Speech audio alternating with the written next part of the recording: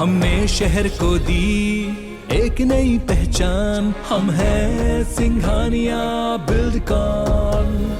और चलिए सीधे रुख करते हैं भोपाल का। उमा भारती प्रेस कॉन्फ्रेंस कर रही हैं। मैंने कहा भी कि जो प्राइवेट व्यवस्थाएं हैं शिक्षा और स्वास्थ्य की, उसमें और सरकारी व्यवस्थाओं में बहुत भयावना अंतर है, और वो अंतर और बढ़ गया प्राइवेटाइजेशन के बाद। इसके कारण जो सरकारी चिकित्सा के क्षेत्र में कार्यरत लोग हैं वह भी उतने मन से काम नहीं करते प्राइवेट सेक्टर के आकर्षण के कारण, और इसका परिणाम आया है कि गरीब आदमी बहुत उद्विग्न है और बहुत बेचैन है।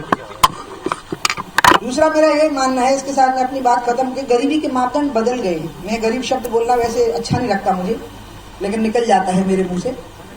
पहले लोगों को भोजन मिल गया तो गरीबी दूर हो गई, क्योंकि भोजन 2 टाइम का मिल जाना ही समृद्धि का सूचक था। अब ऐसा नहीं होगा। अब अच्छी स्वास्थ्य की सुविधाएं, अच्छी शिक्षा की सुविधाएं, भविष्य की आजीविका की चिंताओं से मुक्त जीवन ही गरीबी से मुक्त जीवन कहलाएगा। तो इसलिए अब ये वो बातें जिनमें कि मोदी जी को भारत को स्वर्णिम दौर की ओर ले जाना होगा, युग परिवर्तन तो हो चुका। तो मैं तो एक बहुत अपने जीवन के बहुत सुखद काल में हूँ। गंगा यात्रा मेरी हो गई, मैं गंगा सागर होके आ गई, जगन्नाथपुरी से फिर भोपाल आ गई। आपको बाहर एक्टिव नहीं दिखी, लेकिन मैं अंदर मैंने शराबबंदी पर बातचीत आते ही शुरू कर दी थी। और अब धीरे धीरे बाकी के जो लोग हैं वो भी करें। जैसे मैंने सुना कि कांग्रेस ने भी कहा कि मेरा समर्थन करते, तो वो करें। वो इसका इंतजार न करें कि मैं झंडा लेके चलूंगी और वो सब मेरे पीछे चलेंगे।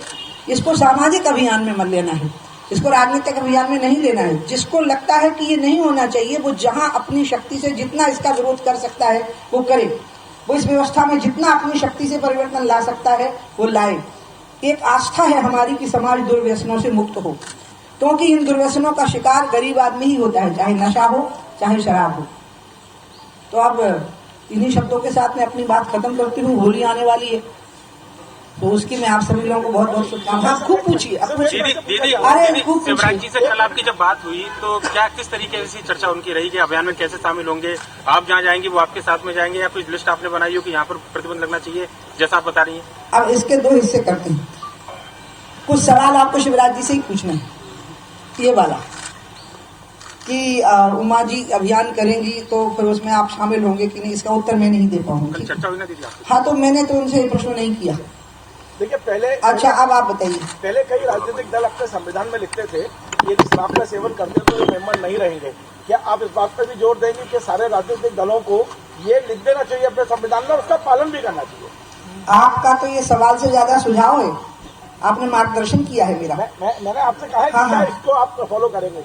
मैं जरूर इसको फॉलो करने की कोशिश करूंगी। आपने बहुत ही अच्छा सुझाव दिया है। सच में मुझे आप लोगों से एक अपील करनी है, ये हम सबका अभियान है। मैंने देखा है कि गंगा के विषय पर भी मीडिया ने हमेशा मेरा बहुत सकारात्मक सहयोग किया है, हमेशा। न सिर्फ गंगा किनारे के राज्यों में, पूरे देश के मीडिया ने और सभी राजनीतिक दलों में, इसमें भी यही स्थिति है। बिल्कुल